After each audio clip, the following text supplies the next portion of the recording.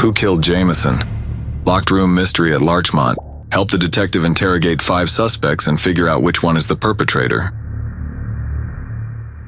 Imagine a quiet, picturesque town rocked by an unexpected crime. In the heart of this tranquil place, a famous true crime author, Jameson Whitlock, is found murdered in his study. The door is locked from the inside and there's no sign of forced entry. The police are stumped and turn to a clever local detective to unravel the mystery. Let's start interviewing the suspects. Evelyn Price, Jameson's literary agent. What specific issues were at stake in your argument about the profits? I argued with Jameson last week about my share of the book profits.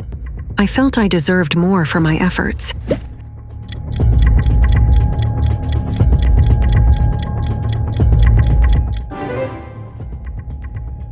Can anyone confirm that your car was parked at your house throughout the day? I drive a white sedan, which I parked at my house as usual that day.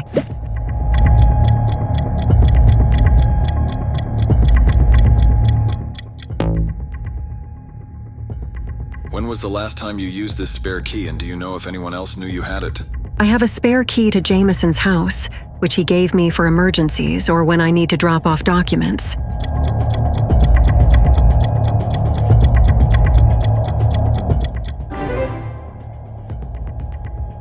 Martin Dale, a competitive fellow true crime author. What specific ideas did you accuse him of stealing?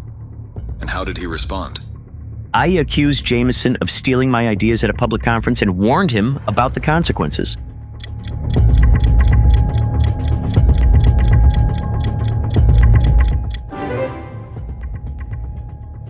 Could the rivalry have escalated further than just the sales of your books? Despite our rivalry, my latest book sales have been better than ever.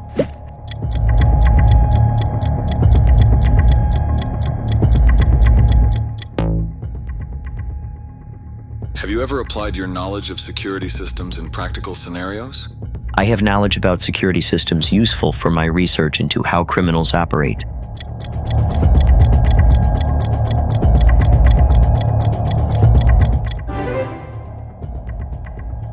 Lila Hartman, a local bookstore owner. Did Jameson discuss any particular topics or books during his visits that could be relevant? Jameson was a regular at my bookstore, often browsing the aisles for hours.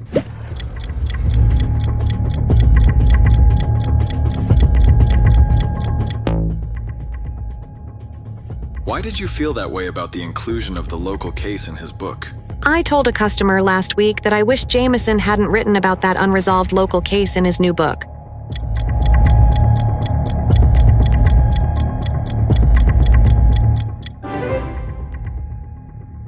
Did your discussions about crime literature ever lead to disagreements or discoveries? I specialize in rare crime literature, something Jameson admired.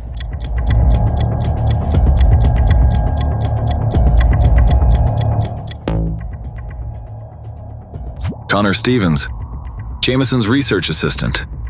How often do you access the study, and who else might have known about the location of the spare keys? I have access to the study for my work, and I know where the spare keys are.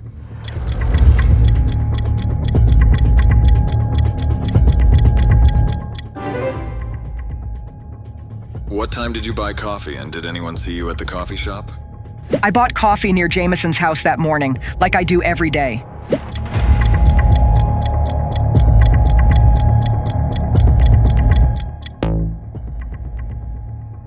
Can you describe the nature of these inaccuracies and how they affected your relationship with Jameson?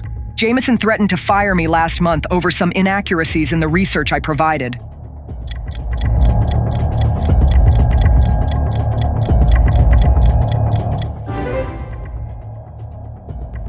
Sophie Green, Jameson's neighbor.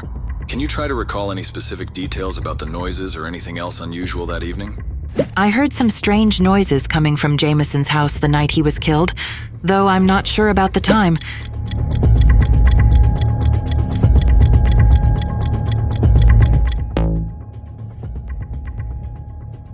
What was the heated discussion about, and how did it end?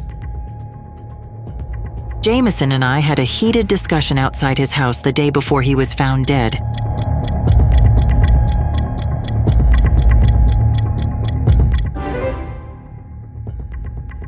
Did you notice any unusual visitors to Jameson's house recently? given your frequent presence in the garden? I spend most of my time in my garden, which keeps me busy and out of everyone's business.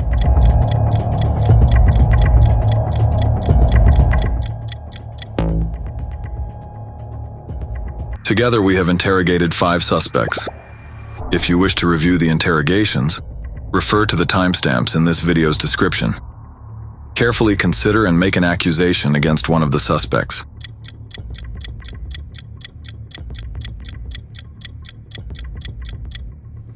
The murderer is Connor Stevens.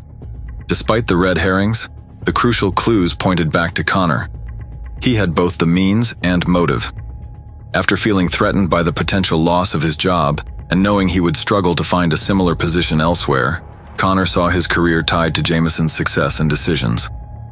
The access to Jameson's study and knowledge of the spare keys enabled him to commit the crime without obvious signs of break-in. His planning was meticulous, but his usual morning coffee run provided him with an alibi he hoped would steer clear of suspicion. However, his knowledge of the house and motive provided the detective with enough evidence to piece together the puzzle. Subscribe to the channel to improve your detective skills. Also, make sure to let us know in the comments if you got this task right.